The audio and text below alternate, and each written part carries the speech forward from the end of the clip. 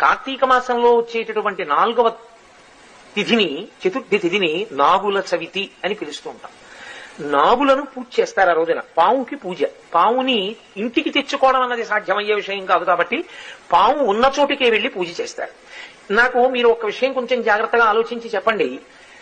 సాధారణంగా నాగుల చవితి చెయ్యనటువంటి వాళ్ళు ఉండరు. అన్ని వర్ణముల వారు చేస్తారు.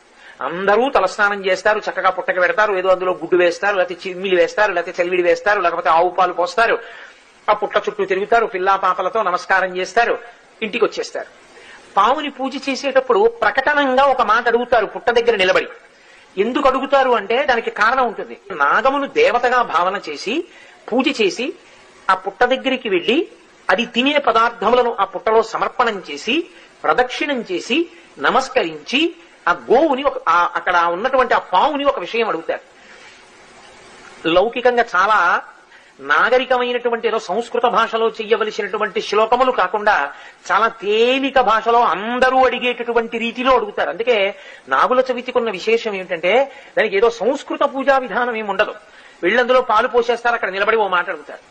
నన్నేలు నా గన్న నా కులము నేలు, నా ఇంటి నేలు, నన్ను కన్నవారి నేలు, నా ఆప్తులను ఏలు, పడగ తొక్కితే పగవాడనుకోకు, నడుము తొక్కితే నావాడనుకో, తోక తొక్కితే తొలగితూ వెళ్ళిపో, ఈ నూకల్ని పుచ్చుకో మూకల్ని ఇయ్యి పిల్లల, నూకల్ని పుచ్చుకో మూకల్ని ఇయ్యి పిల్లల మూకల్ని ఇయ్యి. సంతానకారకుడు నాగదేవత.